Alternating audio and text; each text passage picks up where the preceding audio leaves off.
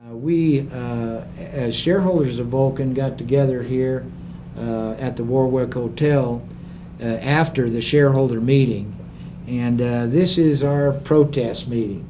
We just got back from the Vulcan Power annual meeting, and a lot of our concerned shareholders were able to ask some questions and got some answers that possibly we don't agree with. The shareholder report that they sent out for the fourth quarter of 2009 stated that Denham Capital invests in additional $108 million in Vulcan. This is a headline. And what I was concerned about is that what they didn't say in their report is to what that money was spent on. Although they say they invested $108 million, actually I think it was $48 million of that went to pay off this predatory loan. That doesn't sound good to me. Rick Rogers was given the task of getting an asset-backed loan, which he did not get. He put the company in the position of the $45 million loan from Denham, which now they have total control of the company over that loan, and they put the guy back on the board of directors. And the Commons have no people on the board of directors. I have family, friends, probably to the tune of $1 million involved in Vulcan Company, and I don't know if any of the people on the board of directors have a penny involved in it, but they just, in my opinion, stole 10 to 12 million shares of stock at $1.70 a share, and they're supposed to be businessmen. I mean, I feel like they're just stealing from the common shareholders. I'm a retired firefighter, and so is my friend Cal Mitchell here, and I've got my life savings involved in this. And things were looking good until Merrill Lynch got involved. They've taken everything away from us, especially the things that we've worked for years. And I'm very, very upset. They have had the predatory loan. The things they have done are just unconscionable. I think that we have incompetent people running the organization now, and people who know very little or nothing about geothermal. And I think that the improper methods that they use to plant the cement in the wells for people who didn't know what they're doing cost the company over $1 million in the last, since they started drilling again. Brought in probably well over a dozen friends of mine into this investment. If you just take the fact that Steve Munson built this company from the ground up to somewhere $300 to $400 million value, and if you, Merrill Lynch tries to dispute that number, but the fact of the matter is he built the company to such a value that it impressed Merrill Lynch enough to want to throw $35 million in it. To me, that says volumes about where the company was. And then for the second company to come along, a large private equity firm named Denham, to come along and invest, you know, over $150 million.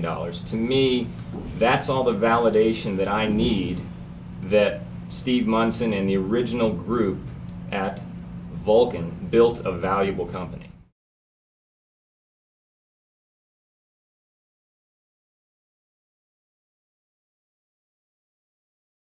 Mackin said only $30 million was spent in 2009.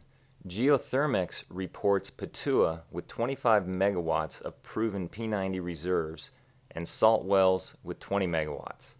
These wells were built by Steve, so Vulcan Power has actually made no progress.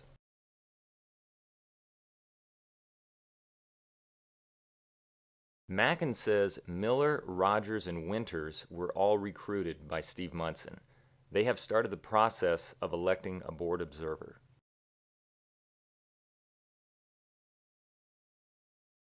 Warburton says there are higher temperatures at Patua, so it's more cost-effective than salt wells. Mackin says Enel may be spun off and separately taken public. Mackin says he hopes the shares are worth that much, but that valuation experts say Denham overpaid. Mackin says we believed we would be able to bring in a lot more cheap money, but the market downturn and litigation have prevented that.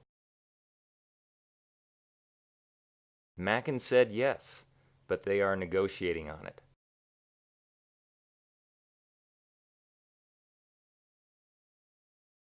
Mackin says he was not involved in the report and does not know why it was not included. He also said that Denham thought that Vulcan could get to mid-2009 with the original $58 million, but because of a variety of reasons could not. So they got a loan from Denham because it made the most financial sense at the time. Mackin said Denham and Merrill Lynch will get 16% IRR, and then they will convert it to common at $7 to $8 and share whatever is left.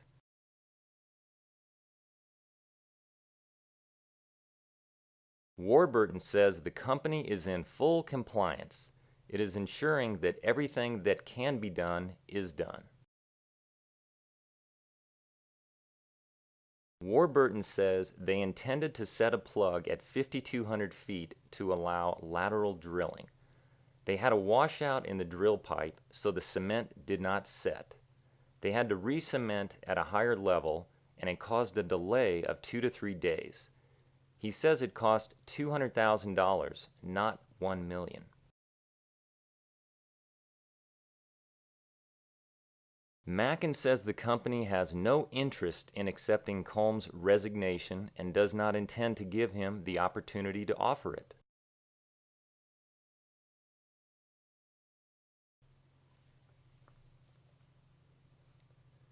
Rogers declares he was not paid anything. Mackin says this Q&A session is no longer productive for anyone and it's now over. When I worked for the company, we positioned the company as sort of the greenest of the green companies. Not only did we want to produce green power, but we wanted to do it in an environmentally sensitive way. And I asked them, what are they doing now? Mr. Warburton answered my question and said that Vulcan was in full compliance with all environmental health and safety rules and regulations. I was stunned to hear that. I attended the shareholder meeting in Denver this year, and after the question and answers portion of the meeting, I was walking out of the shareholders meeting hall, and then from nowhere Jim Winters just popped up and asked me how it was going, and I told Jim fine, and I said to Jim, how's it going? And he said good, and I said to Jim Winters, well, I said, you're looking good, you're looking healthy. And Jim says, yeah, I'm feeling so healthy I could kick your ass. And I said to Winters, I said, you're not serious. And then Jim asked me if I wanted to step outside. Okay, I come out of the room there where we were going to have our meeting, and Jim Winters was standing there with another man, and I walked up to him and said, asked how he was doing, and Frank walked up to me, and the man asked Jim, he says, how you doing, Jim? He says, good, until son of a bitches like this come and spoil it for me, and he pointed at Frank. Frank said something about, well, how's your boy Virgil doing out in Nevada?